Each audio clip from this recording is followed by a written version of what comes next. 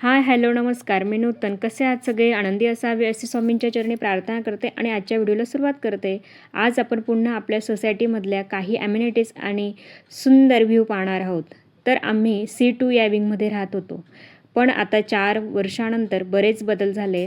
सध्या आम्ही इथे राहत नसल्यामुळे मला आतून फ्लॅटचा व्ह्यू दाखवता येणार नाही. त्यामुळे मी तुम्हाला फक्त बाहेरून आमचा रेंटचा फ्लॅटचा व्ह्यू दाखवते. चला तर मग आपण आता पार्किंगमधून समोरच्या बाजूला जाऊया. आता ही आहे आमची C2 बिल्डिंग.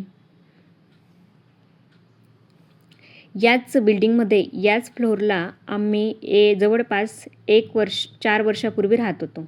हा जो फ्लॅट तुम्हाला दिसतोय ना, हाच आमच्या फ्लॅटचा समोरचा व्ह्यू त्यावेळी खूप वेगळा होता, म्हणजे सुंदर होता तोही. समोरच क्रिकेटचं ग्राउंड होतं आणि आमच्या पहिल्या रूममधून म्हणजे हॉलमधून पूर्ण क्रिकेटचा ग्राउंडचा व्ह्यू दिसायचा. त्या काळात आम्ही या ठिकाणी मुलं खेळायला जायची. तो व्हिडिओ मी सेव्ह करून ठेवला आहे. त्यानंतर गुढीपाडवा, गणेश चतुर्थी आणि वेगवेगळे कार्यक्रम, अनेक आठवणी इथे आमच्या आहेत. मुलांचा फोटो, सणाचे फोटो, त्यावेळच्या आमच्या अनेक सुंदर आठवणी या सोसायटीमध्ये जोडल्या आहेत. हा बघा हा जुना फ्लॅटच्या समोरचा फोटो, घरातले फोटो. त्यानंतर त्यावेळेस मी रेंटचा फ्लॅट असला तरी सत्यनारायण पूजन करत असायची. तर हा वरून दिसणारा आमचा क्रिकेट ग्राउंडचा व्ह्यू तुम्हाला दाखवते.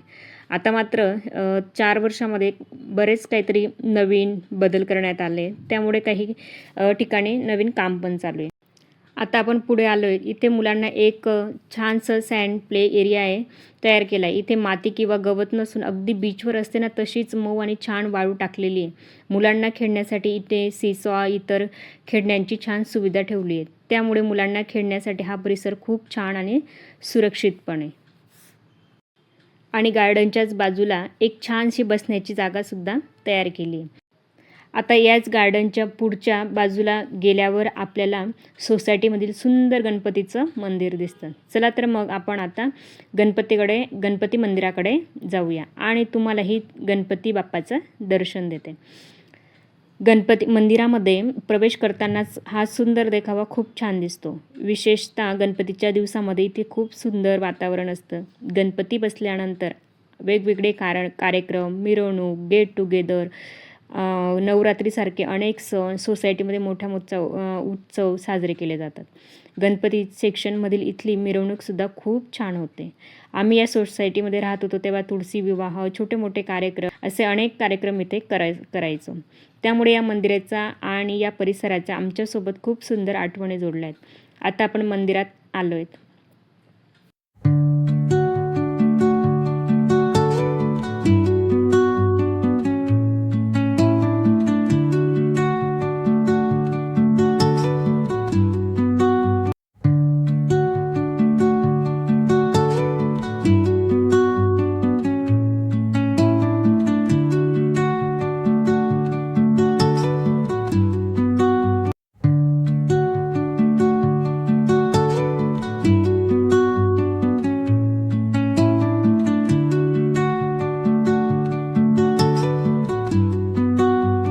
आता गणपती बाप्पाचं दर्शन घेऊन झालं आहे.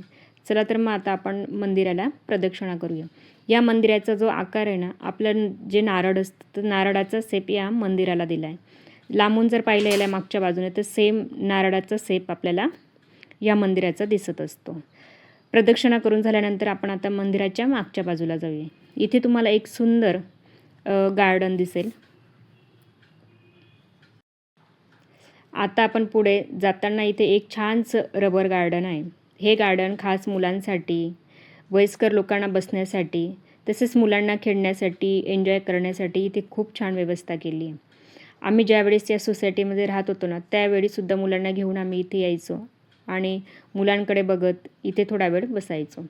तर हे रबर गार्डन का म्हटलं गेलं आहे, कारण की इथे गवत किंवा वाळू नसून इथे ना जे काही स्पंजी म्हणजे रबर आहे ते स्पंजी आहे, की जर मुलंही जर पडले त्या गार्डनमध्ये किंवा खाली जमिनीवर तरी त्यांना लागायचं नाही. ते रबरसारखं स्पंजी व्हायचं. त्यामुळे याला त्यांनी रबर गार्डन हे नाव ठेवलं होतं. पूर्वी हे खरोखरच रबर गार्डन तर होतंच, पण आता मी 4 वर्षानंतर गेली तर तिथलं जे काही ते रबर खराब झाल्यामुळे त्यांना ते काढून गवत टाकलं, गवत आणि छान गार्डन तयार केले. पूर्वी हे गार्डन रबर गार्डन होतं, हे तुम्हाला मी व्हिडिओत दाखवते कसं होतं ते. आता ह्याच गार्डनला मी रबर गार्डन का म्हणत होते, कारण की जे काही आम्ही राहत होतो त्यावेळेचे व्हिडिओ काढले. तर बघा ह्या स्वरूपात ते फक्त आपल्याला वाटतं की डांबरी बनवलं आहे असं, पण ते खरंच स्पंजी होतं आणि छान होतं. पण ते काही कारणामुळे त्यांनी ते काढलं असेल. तर आजही हृदयंशीला त्या झोक्यावर बसून आठवणी ताज्या करायच्या होत्या, म्हणून तो या झोक्यावर बसून छान एन्जॉय करत होता. म्हणून सोसायटीमध्ये राहणाऱ्या मुलांसाठी हा एक खूप छान प्ले एरिया आहे.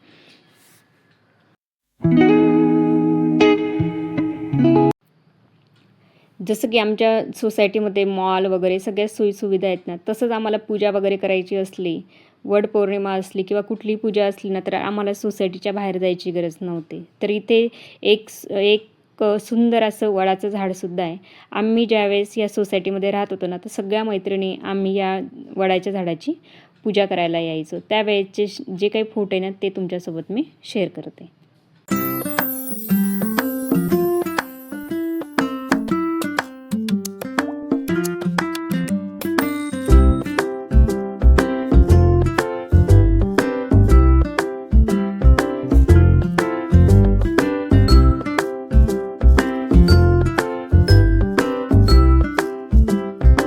आता वडाचं झाड बघून झालं. आता आपण पुढे जाताना आपल्या सोसायटीमधील एक गेस्ट हाऊस आहे, जे तुम्हाला आता व्हिडिओत दिसते.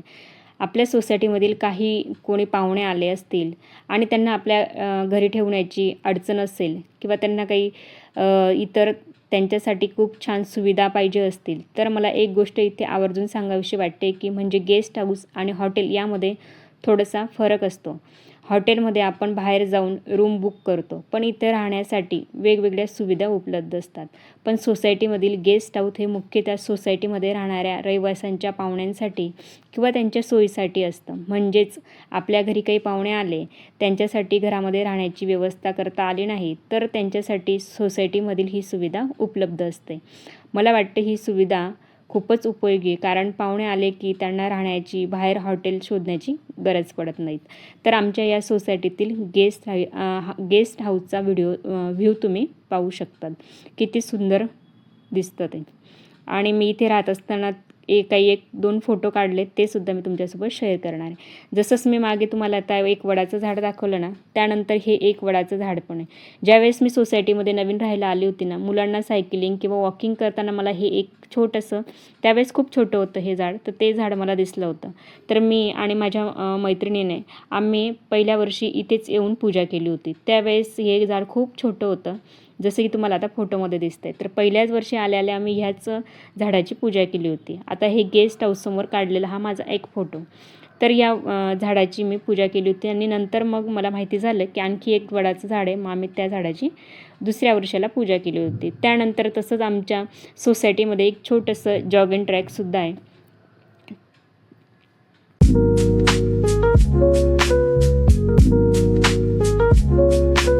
आजच्या व्हिडिओमध्ये मी तुम्हाला सोसायटीला पूर्ण राऊंड मारून झालाच नाही आपला अजूनही काही गोष्टी बाकीच नाही आणि आतल्या ज्या काही ॲम्युनिटीज आहेत ना, त्यासुद्धा तुम्हाला दाखवायच्या बाकी आहे.